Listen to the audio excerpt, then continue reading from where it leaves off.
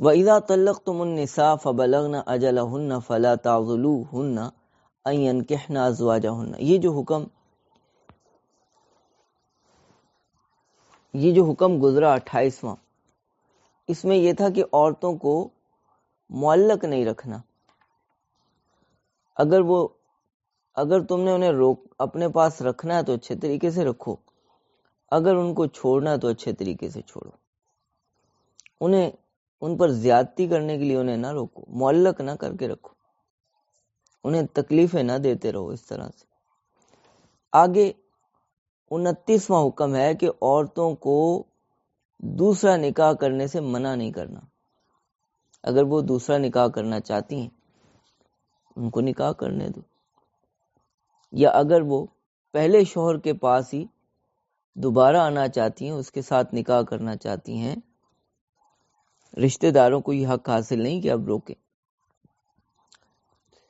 تو پہلے زمانہ جاہلیت میں ایسا ہوتا تھا کہ جو پہلے شوہر ہوتے تھے وہ بیوی کو طلاق بھی دے دیتے اور کہتے کہ اب تو نے دوسرا نکاح نہیں کرنا، یہ ہمارے لیے عزت کا مسئلہ ہے. اس کو دوسرا نکاح کرنے سے منع کرتے تھے، اپنے لیے انا اور عزت کا مسئلہ بنا لیتے تھے. تو اسلام نے ایک تو اس پہ رد فرمایا کہ یہ نہیں، اگر تم نے چھوڑ دیا تو یہ کسی اور سے نکاح کر سکتی. اسی طرح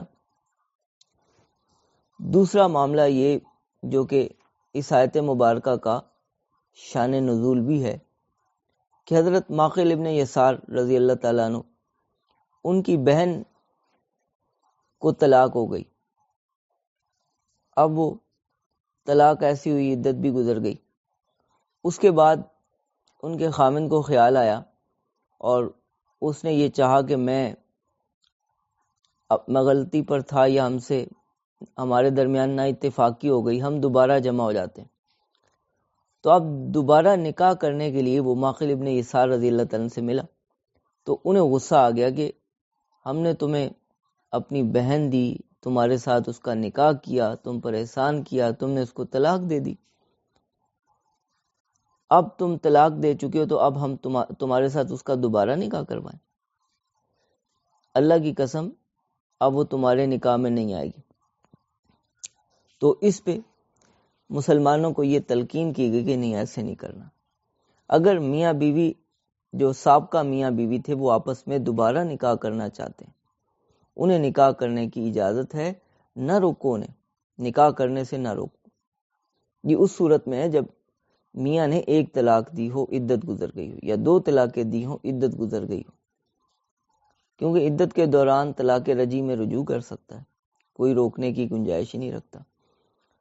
لیکن عدت گزرنے کے بعد پھر نکاح ہوتا ہے. نکاح میں جانبین سے رضامندی ضروری، مرد کی طرف سے اور عورت کی طرف سے، دونوں طرف سے رضامندی ضروری. جب یہ رضامند ہو جائیں تو نکاح جدید ہو سکتا ہے، اور جب یہ نکاح کرنا چاہ رہے ہیں تو پھر انہیں روکو نہیں.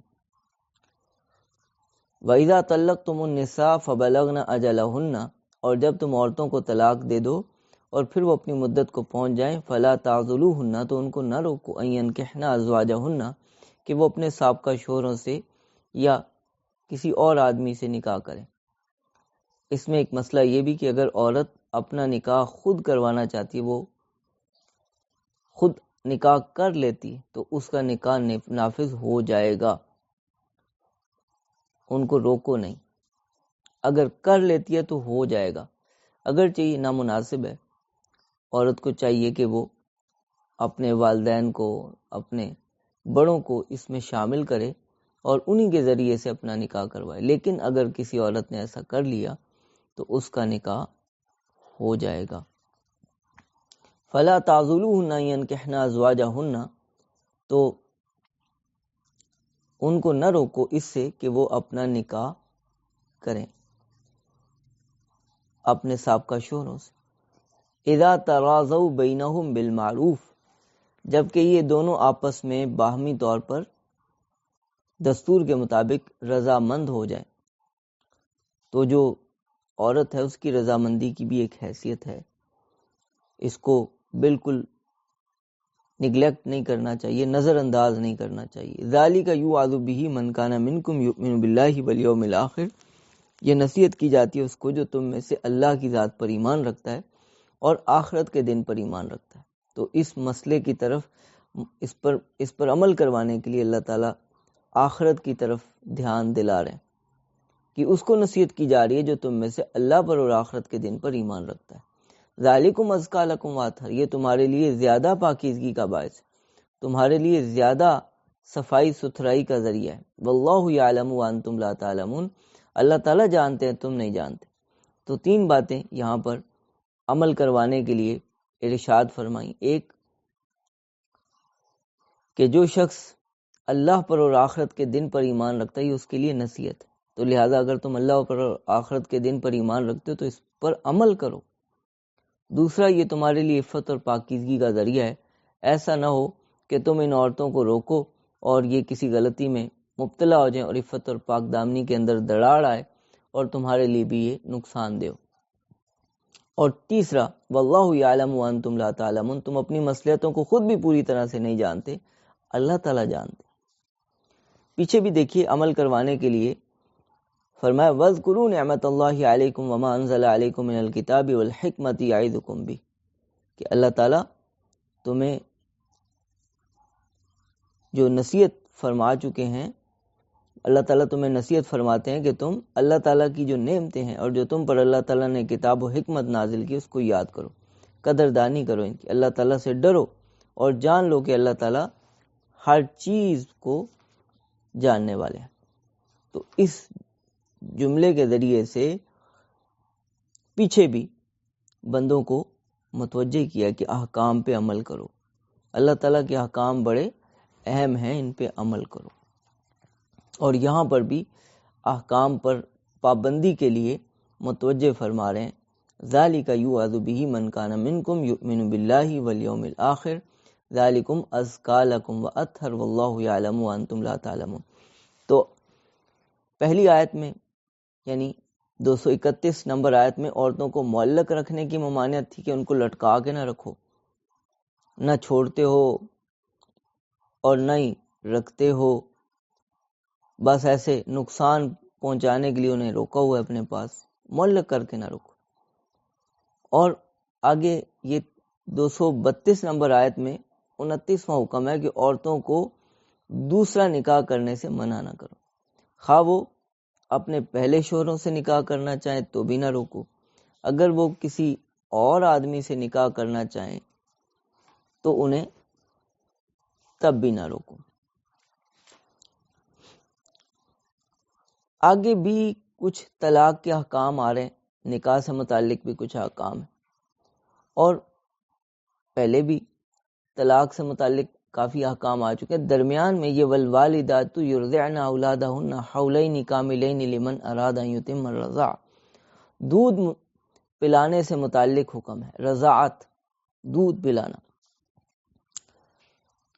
یہ اس لیے کیونکہ جب طلاق ہوتی ہے تو مرد اور عورت کے درمیان میں کئی جھگڑے کھل جاتے ہیں، اولاد ہو تو اولاد کے بارے میں بھی جھگڑے آ جاتے ہیں۔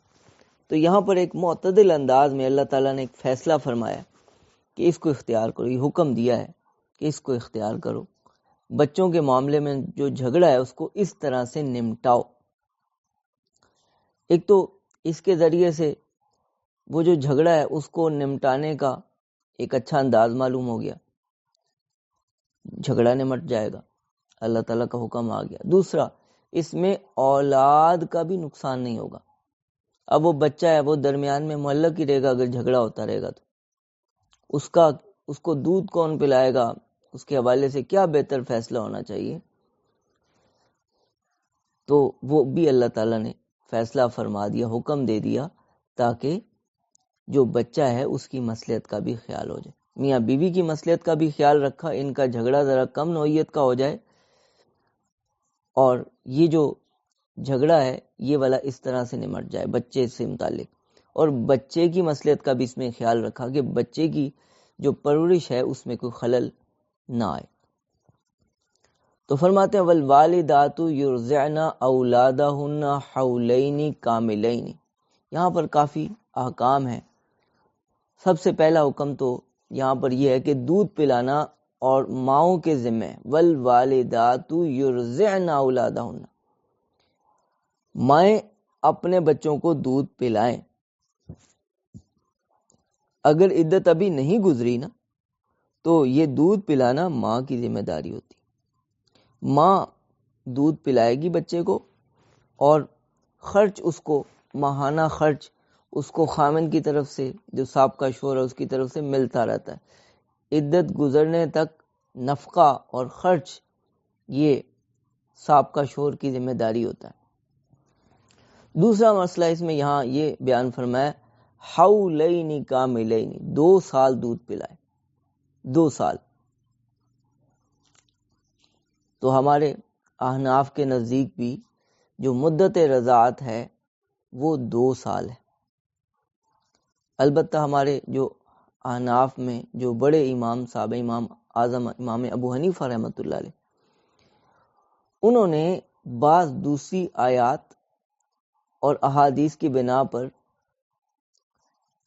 اس میں 30 مہینے کا قول کیا، یعنی 2.5 سال، کہ دودھ پلانے کی جو مدت ہے، مدت رضاعت، وہ 2.5 سال. یہ صرف رائے پر نہیں بلکہ بعض احادیث کو دیکھتے ہوئے اور بعض دوسری آیات کو دیکھتے ہوئے ان کی بنا پر یہ انہوں نے قول کیا ہے. ہمارے نزدیک ہم زیادہ تر اسی قول کو فالو کرتے ہیں کہ 2 سال. لیکن جہاں کوئی مجبوری ہو، بچہ بہت کمزور ہے اور اس کا خیال رکھنا ضروری ہے، اسے ماں کے دودھ کی ضرورت ہے بھی، تو اس کے لیے 2.5 سال کی گنجائش، اس میں گناہ نہیں ہوگا. اور اسی طرح اگر کسی عورت نے کسی بچے کو دودھ پلا دیا اور اس کی عمر 2 سال سے زیادہ ہو چکی تھی، 25 ماہ تھی یا 27 ماہ تھی، تو وہ بھی بچہ اس کا رضائی بچہ بن جائے گا، کیونکہ مدت رضاعت میں دودھ پلانا اسی کا اعتبار ہے، اسی سے حرمت رضاعت لازم آتی، ثابت ہوتی. اگر کسی بچے کو 4 سال کی عمر میں کوئی دودھ پلا دیتا ہے تو وہ بچہ اس کا رضائی بچہ شمار نہیں ہوگا. وہ رضاعت کی وجہ سے جو رشتے حرام ہوتے ہیں وہ نہیں ہوں گے. مدت رضاعت 2 سال کے اندر اندر، اور امام ابو حنیفہ رحمۃ اللہ علیہ کے نزدیک 2.5 سال کے اندر اندر. اور اس سے زیادہ دودھ پلانا بچے کو، اپنے ہی بچے کو، یہ جائز نہیں، گناہ ہے. تو 2 سال دودھ پلائیں، والداؤں کے ذمہ ہے اور والداؤں کو اس پہ کوئی اجرت نہیں لینی چاہیے. لمن اراد ان یتم الرضاع، اس کے لیے ہے جو رضاعت کو مکمل کرنا چاہے. مکمل کرنا چاہے تو 2 سال. وعلی المولود له رزقهن وکسوتهن بالمعروف، اور جس کے لیے یہ بچہ جنا جا رہا ہے اس پہ ان عورتوں کے، ان کی ماؤں کا رزق یعنی کھانا بھی ہے، وکسوتهن، اور ان کے کپڑے بھی ہیں، بالمعروف، دستور کے موافق. یہاں پر اللہ تعالیٰ نے چونکہ باپ پر ذمہ داری ڈالی تو اس کو والد نہیں کہا بلکہ فرمایا علی المولود لہ، جس کے لیے یہ بچہ جنا جا رہا ہے، کیونکہ بچے کا نسب تو باپ سے ثابت ہوتا ہے. تو چونکہ باپ سے نسب ثابت ہے اس لیے اسے متوجہ کیا کہ تمہاری ہی ذمہ داری بنتی، بچہ تمہارے لیے جنا گیا ہے، تمہارے لیے پیدا ہوا ہے. اگرچہ بچے کی پیدائش میں دونوں شریک ہیں اور ماں کا بہت بڑا کردار ہے، لیکن نسب باپ سے ثابت ہوتا ہے، اس لیے اس کو یہ فائدہ ہو رہا ہے اتنا بڑا کہ نسب اس سے ثابت ہو رہا ہے، اس کی نسل چل رہی ہے اس کے ذریعے سے.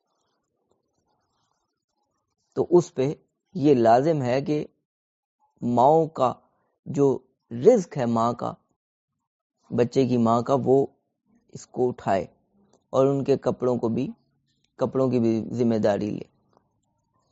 لا تکلف نفس الا وسعها، کسی بھی نفس کو اس کی وسعت سے زیادہ کا مکلف نہیں بنایا گیا. اللہ تعالیٰ ایسا حکم نہیں دیتے کہ کسی آدمی کو زیادہ تکلیف دی جائے اس کی وسعت سے زیادہ. تو لوگوں کو بھی یہی حکم ہے، لا تکلف نفس الا وسعها، کسی شخص کو بھی اس کی برداشت سے زیادہ تنگ نہیں کرنا، برداشت سے زیادہ تنگ نہیں کرنا. ہر آدمی اپنے حساب سے، مرد اگر امیر ہے تو وہ اپنی مالداری کے حساب سے خرچہ کرے گا، اگر وہ غریب ہے، تنگ دست ہے، تو وہ اسی حساب سے ماں کو خرچ دے گا.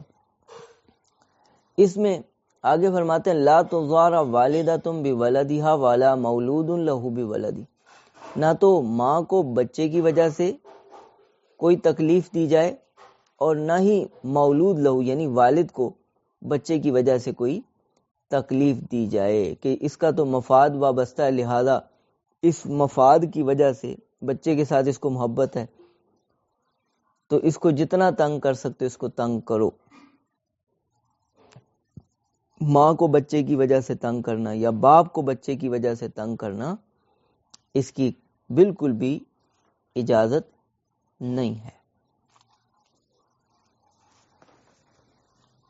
باپ غریب ہے اور عورت خرچہ زیادہ مانگ رہی، ایسا نہیں. یا ماں بالکل غریب ہے، باپ ٹھیک ہے خرچ دے سکتا ہے لیکن خرچہ ہی نہیں دے رہا. بہت سارے لوگ ایسے ہیں جو عورتوں کو خرچہ نہیں دیتے اور پھر ان کو تنگ کرتے رہتے ہیں بچوں کی وجہ سے، تو ایسا نہیں کرنا. وعلی الوارث مثل ذلک، وارث پر بھی اسی کے مثل ذمہ داری، یعنی اگر باپ نہ ہو بچے کا تو پھر یہ جو ذمہ داری ہے بچے کا خرچ اٹھانے کی، یہ پھر وارث پر ہوگی. وارث کون ہے؟ دادا، دادا، اور اگر دادا نہ ہو تو پھر چاچا. فَإِنْ أَرَادَ فِصَالًا عَنْ تَرَاضٍ مِّنْهُمَا، اگر دونوں دودھ چھڑانے کا ارادہ کریں باہمی رضامندی سے، وَتَشَاوُرٍ اور آپس کے مشورے سے، فَلَا جُنَاحَ عَلَيْهِمَا تو دونوں پر کوئی گناہ نہیں، کوئی گناہ نہیں. اس مدت سے پہلے پہلے بھی دودھ چھڑا سکتے ہیں. 2 سال یہ انتہائی مدت ہے. امام ابو حنیفہ رحمۃ اللہ علیہ کے نزدیک 2.5 سال، بعض دوسری آیات اور احادیث کی بنا پر، اور جمہور کے نزدیک، جمہور فقہا کے نزدیک 2 سال. اگر باہمی رضامندی سے اس سے پہلے پہلے کوئی سال پہ ہی دودھ چھڑانا چاہے، 1.5 سال پہ دودھ چھڑانا چاہے باہمی رضامندی اور مشاورت کے ساتھ، فلا جناح علیہما کوئی گناہ نہیں، دونوں پر چھڑوا سکتے ہیں. وَإِنْ أَرَدْتُمْ أَن تَسْتَرْضِعُوا أَوْلَادَكُمْ اور اگر تم اپنی اولاد کو کسی اور سے دودھ پلانا چاہو، کسی دائیا سے، مثال کے طور پر عورت بیمار ہے، ماں بیمار ہے، ماں کے دودھ میں کوئی خرابی ہے، بچے کو نقصان ہوگا، ماں بھی نہیں چاہتی کہ میں دودھ پلاؤں اور باپ بھی نہیں چاہتا، ان کو یہی پسند ہے کہ کوئی اور پلا دے تاکہ بچے کا نقصان نہ ہو، بچہ تو ہمارا دونوں کا ہے. تو اگر تم یہ چاہو کہ اپنی اولاد کو دودھ کسی دائیا سے پلاؤ، لیکن بلا وجہ نہیں کہ ماں سے کھینچنا مقصود ہو، چھیننا مقصود ہو، ماں ہی حقدار ہے، سب سے پہلی حقدار ماں ہے. اگر کوئی بیماری نہیں ہے، کوئی مسئلہ نہیں ہے تو دودھ ماں ہی پلائے اگر وہ پلانا چاہتی. اگر کسی اور سے پلوا رہے ہو کسی مجبوری کے تحت تو تم پر کوئی گناہ نہیں. اذا سلمتم ما آتیتم بالمعروف، جب کہ تم ان دائیا کو، اس دائیا کو وہ حوالے کر دو جو تمہیں اس کو دینا ہے معروف طریقے پہ، یعنی اس کا حق تم نے نہیں مارنا، اس کا حق ادا کرنا ہے، جو اس کے ساتھ طے کیا وہ اس کو دے دو، تو کوئی گناہ نہیں تم پر. اور اس میں بھی یہ سمجھ لیجئے کہ جو عدت کے دوران اگر ماں دودھ پلائے گی تو وہ کچھ نہیں لے سکتی، کیونکہ اس کو خرچ مل ہی رہا ہے، اس کو پہلے ہی خرچ مل رہا ہے. مرد کے ذمہ خرچ ہے عدت کے دوران، عدت گزرنے پہ مرد کی طرف سے وہ خرچ بند ہو جاتا ہے. اگر اب عدت ختم ہونے کے بعد عورت دودھ پلاتی ہے اور وہ کہتی ہے کہ میں اس کا معاوضہ لوں گی، کیونکہ ذمہ داری تو مرد کی ہے، اب عورت دودھ پلاتی ہے تو وہ کہتی ہے میں اس کے لیے معاوضہ لوں گی کیونکہ مجھے اس کے لیے اچھا کھانا کھانا ہوگا، معاوضہ لوں گی، تو مرد کے ذمہ داری ہے کہ وہ اس کو پھر معاوضہ دے، اور وہ بھی معروف طریقے پر، جتنا دائیا لیتی ہے اتنا ہی اس کو دے دے یا اس سے کچھ بہتر دے دے. واتقوا اللہ، اور اللہ تعالیٰ سے ڈرتے ہو رہو، واعلموا، اور جان لو، ان اللہ بما تعملون بصیر، کہ جو کچھ بھی تم کرتے ہو اللہ تعالیٰ اس کو دیکھتے ہیں۔ تو یہ آیت نمبر 233 تھی جو آپ کے سامنے ابھی پڑھی گئی۔ وآخر دعوانا الحمدللہ رب العالمین۔